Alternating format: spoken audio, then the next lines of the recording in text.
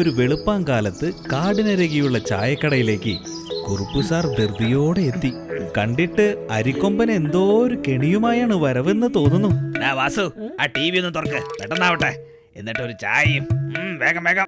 എന്തു പറ്റി കുറുപ്പ് സാറേ, എന്താ ഇത്ര ധൃതി? നമ്മളോടാ അരിക്കൊമ്പന്റെ കളി. ദേ ടി വിയിൽ നോക്ക്, പ്രസിഡന്റ് പണി തുടങ്ങി മോനെ. ഇതോടെ അരിക്കൊമ്പന്റെ ശല്യം ശരിക്കും തീരും. എന്നാ പിന്നെ കഴിക്കാൻ ഒരു പ്ലേറ്റ് പുട്ടും കടലക്കറിയും എടുക്കട്ടെ. ശരി ശരി, 2 പുഴിയും മുട്ട കൂടി വെച്ചോ. പിന്നെ ഇത് കൂടെ പറ്റില്ലെങ്കിൽ എഴുതിയേക്ക്. അരിക്കൊമ്പനെ പിടിച്ചു കിടത്താൽ സർക്കാർ എന്തെങ്കിലും തരാതിരിക്കില്ല. ചോദിക്കണ്ടായിരുന്നു. ജനവാസ മേഖലയിൽ അരിക്കൊമ്പന്റെ വിളയാട്ടം, ജനങ്ങളുടെ പ്രതിഷേധം ശക്തം.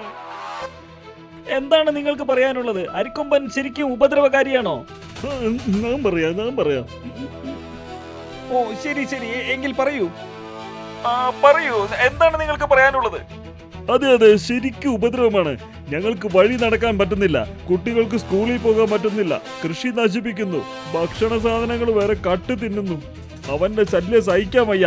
അവനെ എങ്ങനെയെങ്കിലും ഈ ഗ്രാമത്തിൽ നിന്ന് ഓടിക്കണം. കണ്ടോ പ്രസിഡന്റ് പണി കൊടുത്തത്.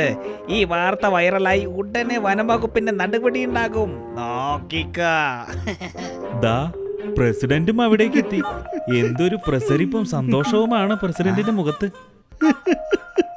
ഇത് കണ്ടോ? അരിക്കൊമ്പനെ തുരത്താനുള്ള ഉത്തരവാണ്.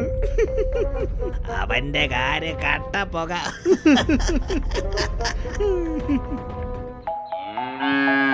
അതേസമയം കുട്ടന്റെ വീട്ടിൽ അരിക്കൊമ്പനെ നാട് കടത്താനുള്ള ഉത്തരവ് എങ്ങനെയോ മാളു അറിഞ്ഞു. മാളു കുട്ടനോടും പറഞ്ഞു. കുട്ട, നീ അറിഞ്ഞോ? അരിക്കൊമ്പനെ നാട് കടത്താൻ ഉത്തരവായിരിക്ക. ഇതെല്ലാം പ്രസിഡന്റിന്റെ കളിയാ. ഇനി നമ്മൾ എന്താ ചെയ്യാ? ദുഷ്ടൻ പ്രസിഡന്റ്. ശരിക്കും നാട്ടുകാർക്ക് അറിയാം അരിക്കൊമ്പൻ നല്ലവനാണെന്ന്. വാ മാളു, നമുക്ക് അരിക്കൊമ്പനെ കണ്ടുപിടിക്കാം. ആ ദുഷ്ടന്മാരുടെ കയ്യിൽ നിന്ന് എങ്ങനെയെങ്കിലും രക്ഷിക്കണം. എന്നാ വേഗം വാ കുട്ടാ, നമുക്ക് എത്രയും പെട്ടെന്ന് അവിടെ എത്തണം.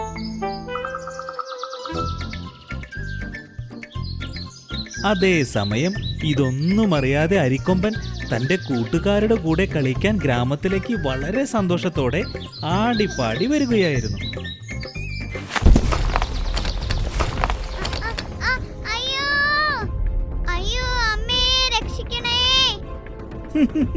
എടാ ചിന്നക്കൊമ്പ, ആരോടാ നിന്റെ കളി?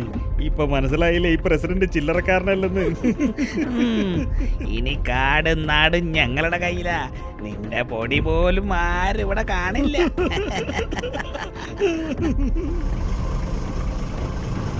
പ്രസിഡന്റ് വേഗം കയറ്. ആ പിള്ളേരെ വല്ല പണി ഒപ്പിക്കുന്നതിന് മുമ്പ് വേഗം സ്ഥലം വിടാം. അത് ശരിയാ, ഡ്രൈവറെ വേഗം വണ്ടിയിട്. പാവം അരിക്കൊമ്പനെ അവര് കണ്ണുകെട്ടിയാണ് കൊണ്ടുപോകുന്നത്, ദുഷ്ടന്മാർ. കുട്ടനും മാളും അരിക്കൊമ്പനെ തിരഞ്ഞ് കാട് മുഴുവൻ ഓടി നടന്നു. തൊട്ടടുത്തെത്തിയപ്പോഴേക്കും അവർ അരിക്കൊമ്പനെയും കൊണ്ട് കടന്നു കളഞ്ഞു.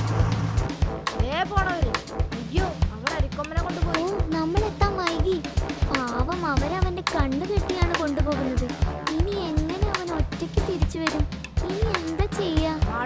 നമുക്ക് അവന്റെ അമ്മയെ പെട്ടെന്ന് തന്നെ വിവരം അറിയിക്കാം. വാ പോകാം. ഈ കാട് വിടുന്നതിന് മുൻപേ അവരെ തടയണം. അതെ, അരിക്കൊമ്പന്റെ അമ്മയ്ക്ക് അറിയാം ഈ കാട്ടിലെ എല്ലാ കുറുക്കോഴികളും.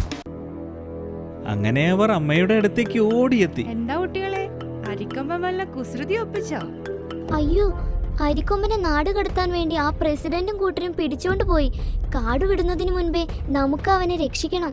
അയ്യോ എന്റെ മോൻ, ഞാൻ അവനോട് അപ്പോഴേ പറഞ്ഞതാ ദൂരെ എങ്ങും പോകരുതെന്ന്.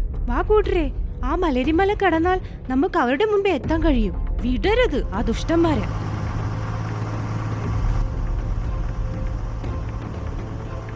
എന്തിനാണോ നിർത്തിയത്? വേഗം വണ്ടിയെടുക്ക്. ടയറ് പഞ്ചറായിന്ന് തോന്നുന്നേ. ഓ, പഞ്ചറാവാൻ കണ്ട സമയം. വണ്ടി പഞ്ചറായല്ലേ കുറുപ്പ് സാറേ?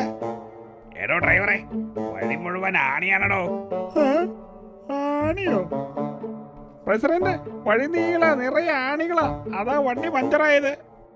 എന്റെ ദൈവമേ, ഏതവനാ ഇത് ചെയ്തത്? ഇനി എങ്ങനെ കാട് കടക്കും? പെട്ടെന്ന് അവരുടെ അടുത്തേക്ക് ഒരു ആനക്കൂട്ടം അരിക്കൊമ്പനെ രക്ഷിക്കാൻ ഓടിയെത്തി. അത് കണ്ട് പ്രസിഡന്റും കൂട്ടരും ഞെട്ടിപ്പിടിച്ചു.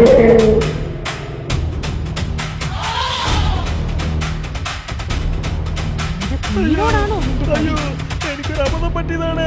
പാപ്പാക്കണേ. ഓ, ഞങ്ങളോട് ക്ഷമിക്കണേ.